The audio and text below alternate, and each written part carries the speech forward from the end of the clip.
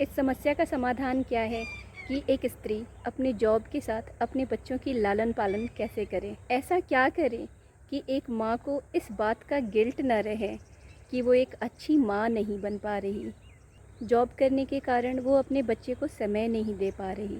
आज मैं इसी विषय पे बात करने वाली हूँ कि कामकाजी स्त्रियाँ अपने काम के साथ साथ मतलब बाहर के साथ साथ अपने घर पर अपने बच्चों को कैसे संभालें, कैसे देख रेख करें, कैसे अपने बच्चों को समय दें। ऐसा क्या करें कि उन्हें इस बात का गिल्ट ना रहे कि वो एक अच्छी माँ नहीं बन पा रही हैं। प्रकृति ने स्त्री पुरुष नर मादा बनाया क्योंकि दोनों के संयोग से ही सृष्टि का सृजन और संचालन संभव है। सिर्फ स्त्री ना तो सृजन कर सकती है, न ही सिर्फ पुरुष संचालन कर सकता है। सृजन और संचालन दोनों के लिए स्त्री और पुरुष दोनों का सहयोग जरूरी है। हमारे समाज में ऐसी व्यवस्था रखी गई कि स्त्रियां घर के अंदर रहकर घर संभालने लगीं और पुरुष घर के बाहर जाकर ज़रूरत की सामग्री मुहैया कराने में अपना समय देने लगे। इसका मतलब ये बिल्कुल भी नहीं था कि स्त्री घर के बाहर जाकर ज़रूरत का सामान मुहैया नहीं करा सकती या पुरुष घर के कामकाज में निपुण नहीं हो सकता। बस दोनों एक दूसरे का सहयोग कर सकें, इसलिए एक को घर में रखा गया और एक को बाहर की जिम्मेदारी दी गई। और ऐसी व्यवस्था हमारे समाज में निरंतर चली आ रही है। लेकिन हर व्यवस्था एक दिन दुर्व्यवस्था की तरफ मुड़ जाती है और ऐसा ही हमारे समाज में हुआ। स्त्री को घर में रहने के कारण उसे पराधीन कर दिया गया और पुरुष जो कि बाहर निकलकर ज़रूरत की सामग्री इकट्ठा करने में अपना योगदान देता था, वो शासक की भूमिका में आ गया। लेकिन इसका मतलब ये नहीं था कि स्त्री घर में रहकर पराधीन ही होने लगी। वो घर संभालती, लेकिन उसे इस बात की चिंता नहीं रहती कि बाहर से घर संभालने के लिए ज़रूरत की सामग्री कैसे इकट्ठा होगी। और पुरुष बाहर निकलकर स्त्री को इस चिंता से मुक्त रखने लगा। समाज ऐसे ही आगे बढ़ता रहा। स्त्रियां घर में रहकर घर संभालती रहीं, अपना ममत्व लुटाती रहीं, बच्चों की देखभाल करती रहीं, बच्चों को और परिवार के अन्य लोगों को अपना समय देती रहीं और पुरुष अपनी कर्मठता से स्त्री को बाहर की चिंताओं से मुक्त रखता रहा। लेकिन अब समाज में व्यापक परिवर्तन हुआ। स्त्रियां भी घर से बाहर निकलने लगीं।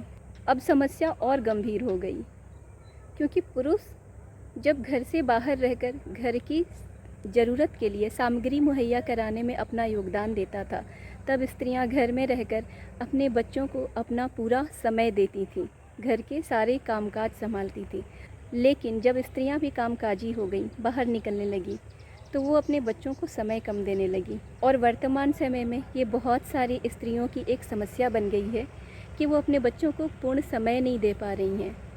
उन्हें इस बात का गिल्ट है कि वो एक अच्छी माँ नहीं बन पा रही हैं। तो इस समस्या का समाधान क्या है कि स्त्रियां कामकाज के साथ साथ अपने बच्चों को पूरा समय कैसे दे सकें, अपने बच्चों की अच्छी लालन पालन कैसे कर सकें। ऐसा क्या करें कि वो इस गिल्ट से बाहर निकलें कि वो एक अच्छी माँ नहीं है। ऐसा क्या करें कि वो खुद को एक अच्छी माँ साबित कर सकें। देखिए, सबसे पहले हमें ये चूज़ करना होगा कि ये जीवन जो हम जी रहे हैं वो थोपा हुआ जीवन है या हमारी स्वेच्छा का जीवन। अगर हम घर से बाहर निकल रहे हैं तो ये हमारी स्वेच्छा है या हम पे थोपा गया है। अगर घर से बाहर निकलना और कामकाजी बनना ये आपकी अपनी स्वेच्छा है तो ये आपकी चॉइस है और आपको अपनी चॉइस के साथ अपनी बाकी के दायित्वों को भी संभालना है। तो इन दोनों के बीच में सामंजस्य कैसे बिठाना है। चलिए मैं आपसे एक सवाल करती हूँ, आपको कैसी मदर बनना है? ऐसी जो अपने बच्चों को दिन रात अपने सीने से चिपकाए रहें, या फिर ऐसी मदर बनना है जो उनके फ्यूचर में अपना कंट्रीब्यूशन दे सकें? एक छोटे से उदाहरण से बताती हूँ। जब मैं छोटी थी तो DD1 पे एक सीरियल आता था, मैं बनूँगी मिस इंडिया।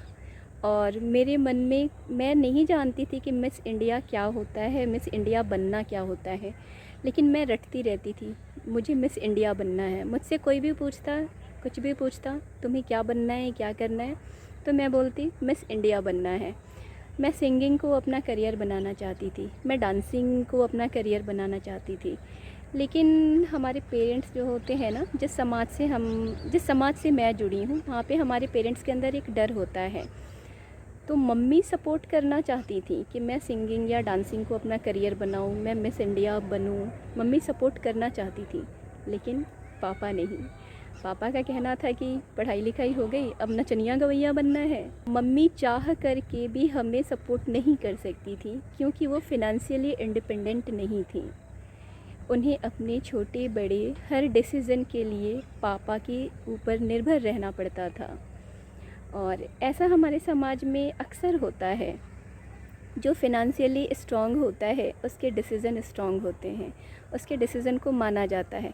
घर में पुरुषों की भी ऐसी स्थिति होती है। जो पुरुष फिनेंशियली ज़्यादा स्ट्रॉन्ग होता है उसके डिसीज़न घर में ज़्यादा आसानी से सभी लोग मान लेते हैं।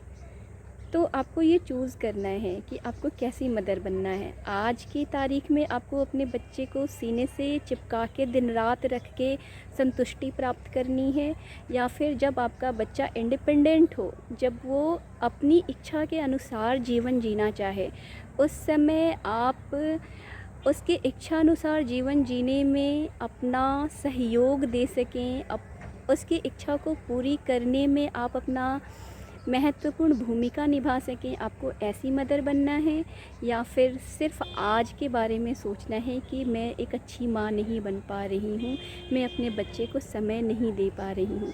आपको ये चूज़ करना होगा। जैसे आपने ही चूज़ किया है कि आपको घर से बाहर निकल कर काम करना है, आपको घर से बाहर निकलकर अपनी योग्यता साबित करनी है। आपने अब तक जो भी अपने जीवन में सीखा, जो भी अपने जीवन में जाना, उसको आप दूसरों के अंदर उतारना चाहते हैं, फैलाना चाहते हैं। आप अपने योगदान से समाज में कुछ परिवर्तन करना चाहते हैं। ये आपकी चॉइस है।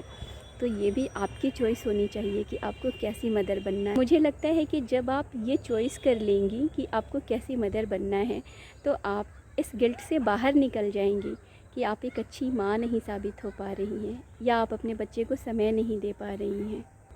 कैसी माँ बनना है ये आपको चुनना होगा।